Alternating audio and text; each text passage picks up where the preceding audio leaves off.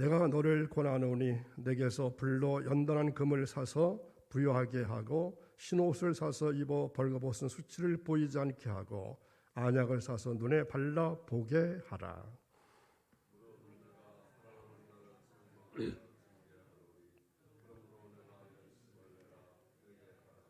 볼지어다 내가 문 밖에 서서 두드리노니 누구든지 내 음성을 듣고 문을 열면 내가 그에게로 들어가 그와 더불어 먹고 그는 나와 더불어 먹으리라. 이기는 그에게는 내가 내 보좌에 함께 앉게 하여 주기를 내가 이기고 아버지 보좌에 함께 앉은 것과 같이 하리라. 귀 있는 자는 성령의 교회들에게 하시는 말씀을 들을지어다. 아멘. 오늘도 새벽을 깨우신 사랑하는 여러분, 나중에 다른 곳에서가 아니라 지금 여러분이 있는 바로 그곳에서 주님의 말씀을 따라서 첫 발걸음을 떼어보시길 바랍니다. 그래서 오늘도 승리의 삶을 살아가시는 신앙의 간증자가 다 되시기를 축원합니다. 오늘 말씀은 예수님을 구속해야 하는 라오디게아 교회에 대해서 말씀 나눕니다. 어떤 여자가 예쁜 꽃을 아주 싼 값에 사고 나서 너무 좋아했습니다. 그러자 옆에 있던 친구가 야, 너는 꽃을 다 사니? 나는 꽃은 받는 건 줄 알았어. 이렇게 말하더랍니다. 그 여자가 하도 기가 막혀서 야, 너 공주병에 걸렸구나.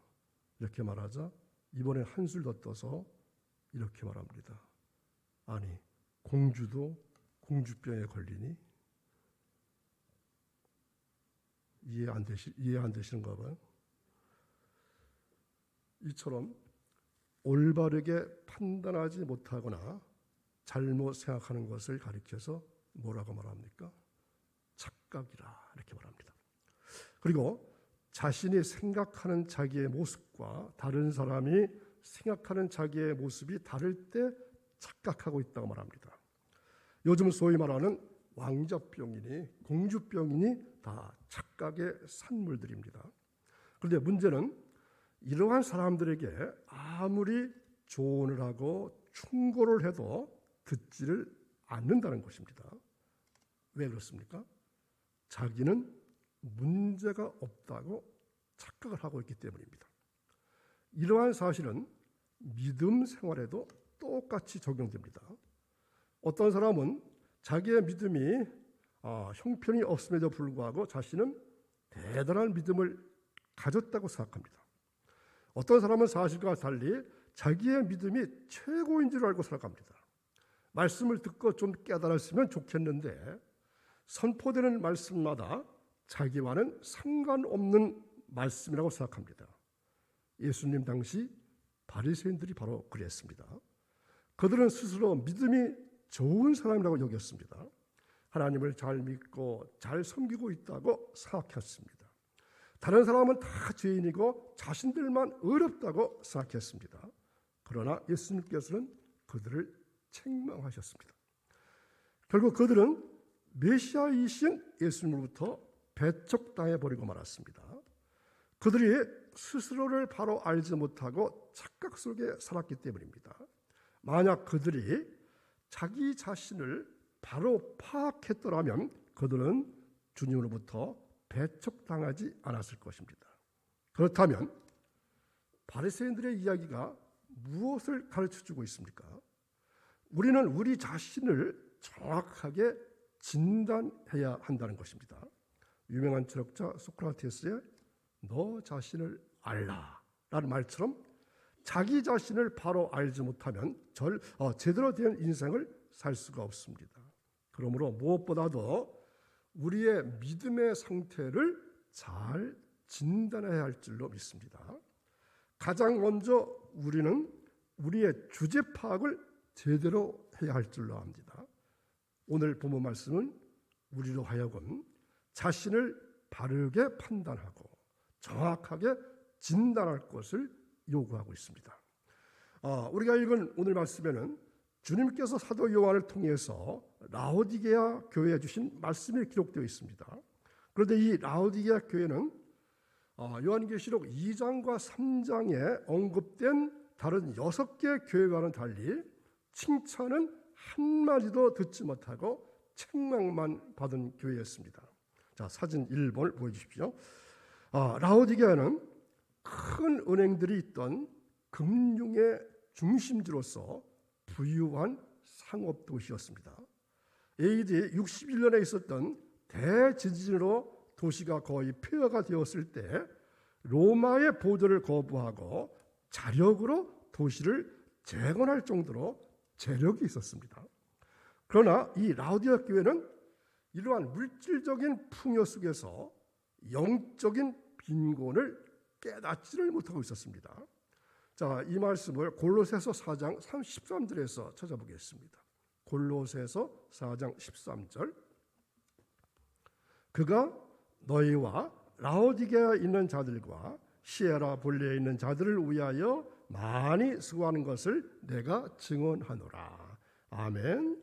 밖으로 핍박이 없었고 안으로도 이단이나 부도덕 같은 문제가 없었고 부유하고 발전할 모든 조건을 갖춘 외형상 아주 평온한 교회였습니다. 그러나 미지근하고 무기력하고 일을 하지 못하고 책망을 받았는데 현대교회에 가장 가까운 모형으로 경계해야 할 모습이라고 생각되어집니다. 물론 오늘 말씀을 언뜻 보면은 라오디게아 교회는 크게 잘못된 점이 없는 것처럼 보입니다. 교회가 도덕적으로 크게 잘못되거나 이단에 빠진 것도 아닙니다. 성도들끼리 치고받은 싸움으로 인해서 세상으로부터 손가락질 당하지도 않았습니다. 그렇다고 달콤한 세상의 유혹에 넘어간 것도 또 극심한 핍박 때문에 세상과 타협한 것도 아닙니다. 그럼에도 불구하고 주님 보시기에 라오디게아 교회는 칭찬할 만한 구석이 하나도 없었습니다. 그래서 소아시아 7교회 중에서 유일하게 주님께 칭찬을 받지 못한 교회, 책망만 받은 교회가 바로 이 라오디게아 교회입니다. 주님께서는 16절 하반절에서 내 입에서 너를 토하여 내치리라 이렇게 말씀하고 있습니다. 라오디게아 교회를 향해서 점잖게 너의 촛대를 옮기겠다 이렇게 하지 않으시고 내 입에서 토하여 내치겠다 이렇게 말씀하고 있습니다. 그러면 왜 주님께서 이렇게까지 그들에게 말씀하셨을까요? 다시 말하면 이 라오디게아 교회가 어떠한 상태였기에 주님께서 그들을 이처럼 책망하셨을까요? 제일 첫 번째 나오는 말씀은 미지근하다. 차지도 않고 덥지도 않고 미지근하다. 자, 14절 이하에 보면은 라오디게아 교회의 믿음이 덥지도 않고 차지도 않음을 책망하고 있습니다. 이 라오디게아의 뜻은 백성을 심판하심 이러한 뜻이 있습니다. 성경에서 만나는 이 라오디게아 교회는 칭찬을 듣지 못한 교회라고 했습니다. 내가 차지도 아니하고 뜨겁지도 아니하도다. 이 교회의 모습을 가장 잘 표현해주고 있는 내용입니다. 이 말은 말세의 성도들에게 들려줄 수 있는 말이라서 더 실감이 납니다. 오늘날 성도들이 점점 이 라오디게아 교회 성도들을 닮아가고 있다고 하는데 이 일을 세계할 사람은 그리 많지 않을 것입니다. 여러분 어떻게 생각하십니까? 여러분의 신앙이, 여러분의 마음이 뜨거우신가요? 아니면 차십니까? 아니면 어중간하고 미지근합니까? 신앙의 뜨거운 열기도, 냉철한 분별력과 신앙의 이론도 없이 그저 스스로 만족해서 이 정도면 영적으로나 부유한이 되었다라고 안주하는 모습을 책망하신 것입니다. 신앙은 뜨거움이 있어야 합니다. 회개의 뜨거운 눈물과 주를 향한 뜨거운 사랑과 사명에 대한 열정이 필요합니다. 엠마오로 향하던 제자들에게 부활하신 주님께서 말씀을 풀어주실 때에 제자들의 마음이 어떻더라? 뜨거워졌더라. 뜨거워졌더라. 이 말씀을 이 아침에도 기억해 보시기 바랍니다. 그런데 이 라오디게아 교회 사람들은 차지도 아니하고 덥지도 아니한 미지근한 사람들이었습니다. 사진 2번. 원래 이 라오디게아의 북쪽에는 시에라볼이라고 하는 도시가 있었습니다. 그곳에는 섭씨 90도 이상 되는 뜨거운 온천물이 솟아난다고 합니다. 그리고 그렇게 뜨거운 온천물이 10km 정도 떨어져 있는 이 라오디게아까지 흘러 내려오는 겁니다. 그런데 문제는 뜨거운 물이 아무리 뜨거운 물이 라고 할지라도 이 10km 정도 내려오니까 식어져서 나중에는 차지도 않고 덥지도 않은 미지근한 상태로 변한다는 것입니다. 그런데 이 미지근한 물은 뜨거웠을 때와는 달리 온천수에 들어있는 이 유황 냄새가 심하게 나기 때문에 누구나 다 토해서 뱉어낼 수밖에 없다는 것입니다. 여러분 유황온천 가보셨잖아요. 유황온천에 가보시면은 그 유황 냄새 때문에 자꾸 토하고 싶은 그러한 것을 느꼈을 것입니다. 자, 주님께서 이러한 라오디게아 교회의 지역 상황을 실제 지역 상황을 비유해서 그들을 심하게 책망하셨습니다. 자, 15절과 16절 보면은 내가 내 행위를 아노니 내가 차지도 아니하고 뜨겁지도 아니하도다. 내가 차든지 뜨겁든지 하기를 원하노라. 내가 이같이 미지근하여 뜨겁지도 아니하고 차지도 아니하니 내 입에서 너를 토하여 버리리라. 주님은 라오디게아 교회를 향해서 미지근하지 말라. 차든지 차라리 덥든지 하라. 차지도 덥지도 않은 미지근한 상태에 있는 너희들을 내가 토하여 내칠 것이다. 이렇게 경고하십니다. 유대 사람들은 영적 소경이었던 자신들을 보지 못했는데 이 라오디게아 교회도 눈이 어두워서 자신들의 곤고함과 가난함과 벌거벗음을 보지 못하고 눈먼 사실을 깨닫지를 못했습니다. 본문에 나오는 이 라오디게아 교회는 현대교회의 모습이라고 할 수 있습니다. 오늘날 사람들은 외형적인 것이나 물량적인 잣대로 교회를 평가합니다. 교회 시스템이 잘 세워져 있으면 이 교회는 21세기에 맞는 훌륭한 교회야 이렇게 생각합니다. 멋지고 웅장한 교회당 건물을 가지고 있으면 저 교회는 인류 교회야 말하기도 합니다. 그리고 교인들 스스로도 교회에 빠짐없이 출석하고 있으니까 스스로는 잘 믿는 사람이라고 또 큰 교회에 다니기 때문에 스스로 큰 믿음의 소유자고 매주일마다 유명한 목사님의 설교를 듣기 때문에 스스로 좋은 신자다 이렇게 착각합니다. 성경 공부와 제자훈련과 사역훈련을 받았으니까 나는 이제 됐어. 나는 이미 다 이루었다. 이렇게 생각하기도 합니다. 집사, 권사, 장로 등의 직분을 받았기 때문에 스스로 자기 믿음이 최고라고 생각하는 것입니다. 주님은 그러한 사람들에게 아니다. 너는 네가 가난하고 눈멀고 벌거벗은 것을 모르는구나. 너는 다 되었다 같지만 너 스스로 곤고하고 가련한 존재라는 것을 모르는구나. 이렇게 책망하실지도 모릅니다. 왜냐하면 주님은 모든 것을 아시는 전지전능하신 분이십니다. 사실 물질이 많은 것과 신앙의 부여는 상관이 없습니다. 성경 지식이 많은 것과 은혜가 충만한 것과는 다른 것입니다. 오랫동안 신앙생활한 것과 믿음이 성숙한 것과는 다른 것입니다. 엘리사의 수종드는 자처럼 영안이 열릴 때 하나님의 도우시는 군대를 볼 수 있습니다. 그리스도와의 관계에 있어서 문제는 주님은 계속 원하시지만 응답이 없음으로 인한 것입니다. 주님은 인내를 가지고 각 심령의 문에서 열리기까지 두드리시라 하지만 열기만 하면 들어가 함께 먹고 마심으로 풍성케 하시기를 원하십니다. 주님이 오신 것은 양으로 생명을 얻게 하고 더 풍성히 얻게 하려는 것입니다. 요한복음 10장 10절 말씀을 찾아보겠습니다. 도둑이 오는 것은 도둑질하고 죽이고 멸망시키려는 것뿐이요 내가 온 것은 양으로 생명을 얻게 하고 더 풍성히 얻게 하려는 것이라. 아멘. 두드림에 응답하여 마음을 열기만 하면 해결될 것입니다. 자, 사진 3번을 꼭 찾아보시죠. 영국 출신 이 헌트라고 하는 화가가 그린 세상의 빛이라고 하는 명화입니다. 저 그림 보신 적 있으시죠? 이 그림에 보면은, 자, 그림을 잘 보십시오. 예수님은 왼손에 무엇을 쥐고 계십니까? 초롱불을 가지고 계시죠. 오른손으로는 문을 두드리고 계십니다. 그런데 특이하게도 이 문의 손잡이는 안에만 달려 있습니다. 문 바깥쪽에는 없습니다.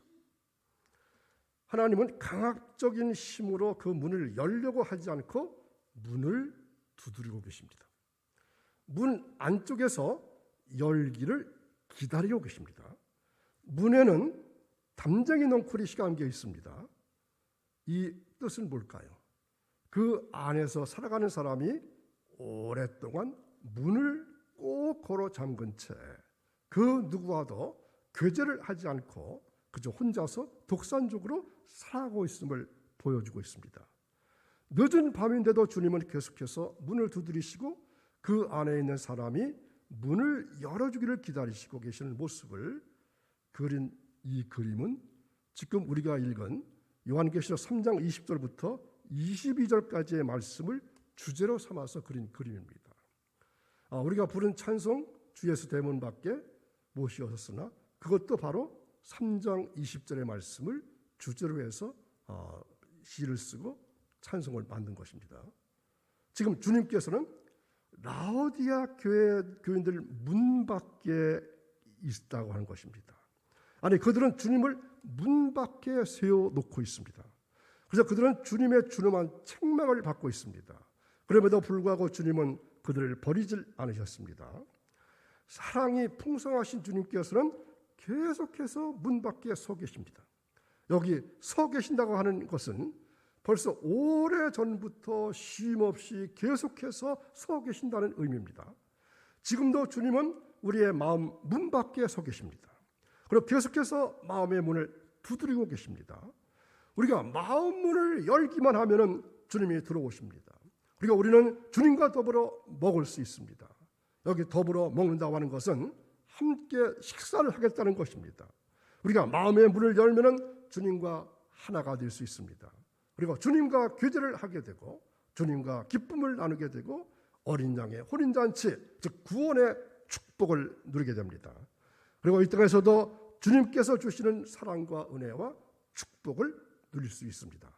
부디 마음 문을 여시고 주님을 영접하심으로 구원의 축복과 이 땅의 복을 누리시기를 주님의 이름으로 축원합니다. 기도하겠습니다.